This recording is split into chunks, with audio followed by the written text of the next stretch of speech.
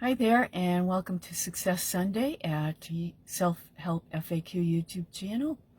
And what I want to do is recap last week. We talked about personal independence, what it really means and how it changes as we move through life.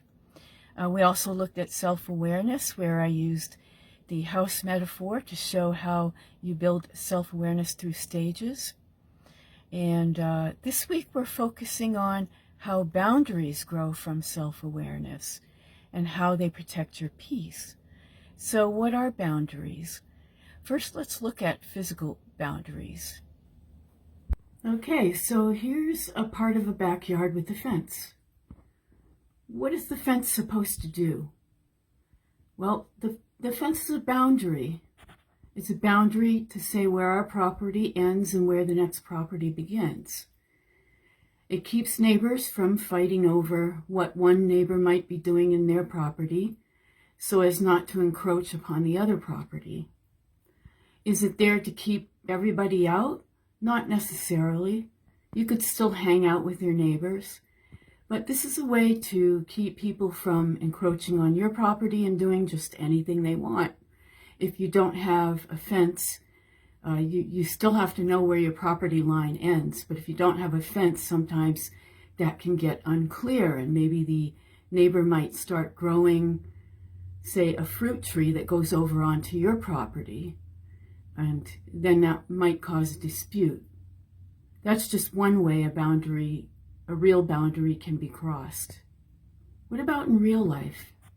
What about your own boundary between you and other people? Let's talk about that. Okay, so let's talk about what boundaries are in our own personal lives and what they are not. So boundaries are limits you set to protect your time, your energy, your values, and your emotions. It's ways you teach people how to treat you. And it's decisions you make about what's okay and what's not okay. Boundaries are not walls to keep people out. They're not cruel, selfish, or controlling. And they're not just for mean or strong people. So Prentice Hemphill once said, "Boundaries are the distance at which I can love you and still love myself." So what happens when your boundaries are not there, you don't have boundaries? That's what we call codependency. And codependency happens when you feel responsible for other people's feelings. You say yes when you want to say no.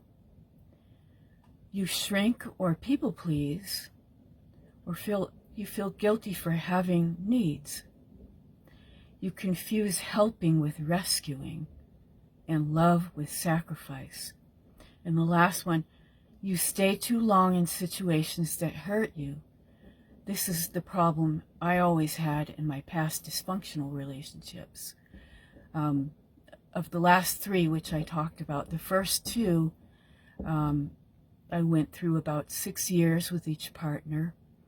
A little bit of boundary breaking in the first one, not too much, but the second one definitely, and the third one all the time. I stayed for 9 years in the third and worst relationship before this one. And so that part showed that I didn't really have boundaries. I should have built them up long ago. But it takes time to learn these lessons. Sometimes it takes some of us longer than others to learn them. But once you do, you're a lot better off for it. So how do you build boundaries in real life? First of all, you become self-aware, meaning you know what you need. You have to ask yourself certain questions. What drains you and what energizes you? For instance, for me, if I'm in a crowded room expecting to speak with a lot of people, that drains me. I'm much better off alone than in those type of situations. What do you say yes to that later makes you resentful? This is another one of the things. I'm looking down at my notes here, so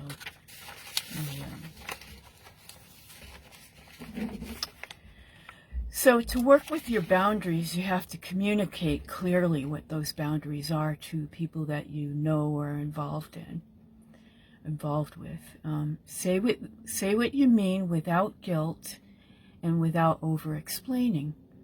For instance, you can say things like, "I'm not available for that," or "that doesn't work for me," or "I need some time to think about it." And in my case, I had to use, "That's not okay with me." You have to enforce the line. Boundaries don't work unless you honor them yourself. If someone keeps pushing, what are the consequences? So, some examples of boundary violations and healthy responses could be something like, the situation is a friend calls you every night to vent, or even someone in your family. The violation is what we call emotional dumping. You have your own life and things to do. It's okay to listen, once in a while or for a short period of time. But if they're calling you every day with a problem, that's emotional dumping, which is a violation of your peace and time. So a healthy response could be, I care about you, but I need quiet time at night to recharge. And here's another one. Maybe you have a parent that insists on knowing all your decisions. That is called overstepping your autonomy, the way that you run your own life, overstepping that boundary. You can say, "Well, I appreciate your concern, but I'm making this choice for myself." And how about a partner who mocks your goals or needs? That was what my last relationship had a lot of it in. They are undermining your self-worth. That's the violation of your boundary. You could say, "Well, if you can't support me, we need to have a bigger conversation." Okay, so let me show you a sheet that I have that also might help you. Okay, here's a little chart I came up with that can show you some self-awareness traits or preferences and the boundary that protects it, so you can get even more of a better understanding about building boundaries and why. So the first one, maybe you need time alone to recharge. That is your awareness about something about yourself that you need, that's important to you. So the boundary that protects it is, I don't take calls or answer messages after 8 p.m. You can even say this to friends or family or whoever is trying to eat at your time. Second one I have is, I'm sensitive to criticism. So maybe you want to say that the boundary is, I ask others not to give unsolicited advice or jokes at my expense. Third one, I value punctuality, being on time. So I stop waiting for people who are consistently late. That's your boundary marker. Another one, I'm an introvert and dislike large crowds. So the boundary that marks it is, I say no to big gatherings unless I truly want to go. Next one, I'm working on my health. Could be diet, exercise. So your boundary that marks it is, I decline food or drinks that don't align with my goals without guilt. No matter what people are saying, you stick to your goals and you let it be known. Next one, I don't like being touched without consent. You get some people that they might slap you on the arm or the shoulder, or try to give you a kiss when this is not what you do. So you speak up when someone invades your physical space. Or sometimes it's even in an action, like if someone wants to give me a kiss and I don't think it's appropriate, I'll stick my hand out right away for a handshake instead. And so hopefully they get the hint. Next one, I need downtime after socializing. So I schedule recovery time after events. You let people know that. All right, here's another one. I value honesty. And your boundary is, I limit contact with people who lie or manipulate. And next one, I'm focused on building my career. So your boundary is, I protect my work time from unnecessary distractions or interruptions. And one more, I prefer direct communication. I ask people not to play games or be passive-aggressive with me.